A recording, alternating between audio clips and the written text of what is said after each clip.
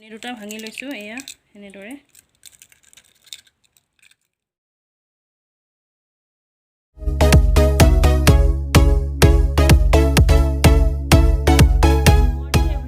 জন্মাষ্টমীৰ বহুত শুভকামনা যাচিলোঁ আপোনালোক সকলোকে আৰু লগতে পপীয়াশলৰ অন্য এটা ভিডিঅ'লৈ আপোনালোকক পুনৰবাৰৰ বাবে স্বাগতম জনালোঁ। আজি আপোনালোকৰ ওচৰত আন এটা সহজ পদ্ধতিৰে বনোৱা কেকৰ ৰেচিপি এটা লৈ আহিছোঁ আপোনালোকৰ আগত।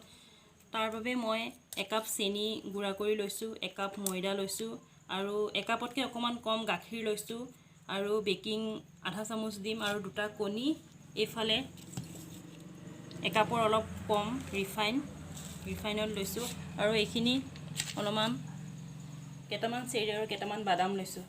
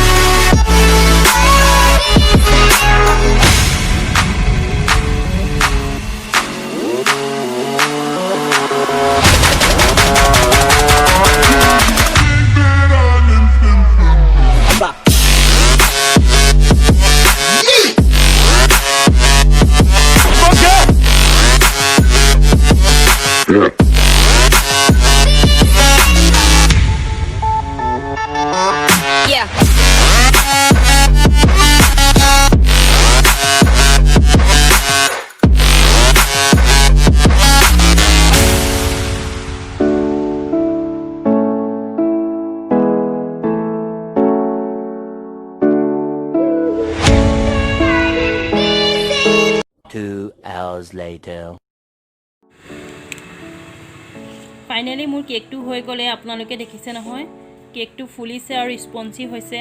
এয়া খাই বাৰু চোৱা নাই কেনেকুৱা আছে, টেষ্টটো পিছত আপোনালোকক ক'ম। আপোনালোকে এবাৰ নিশ্চয় ট্ৰাই কৰি চাব, ঘৰতে অতি সহজতে বনাব পাৰি এনেধৰণৰ কেক আপোনালোকে বনাব। আৰু ওপৰত যিটো মই ক্ৰীমৰ লেপ দিছোঁ সেইটো ময়ো নিজে বনাইছোঁ। আপোনালোকক যদি লাগে কমেণ্ট কৰিব, মই নেক্সট টাইম দিম সেইটো ৰেচিপি, ক্ৰীমৰ ৰেচিপিটো। আৰু আপোনালোকে ওপৰত আপোনালোকে যি ধৰণে চকলেট বা যিকোনো আপোনালোকে যি ভাল পায় সেইটো দি ডিজাইন কৰিব। মোৰ তাত মই এনেধৰণেই ডিজাইনিং কৰিলোঁ।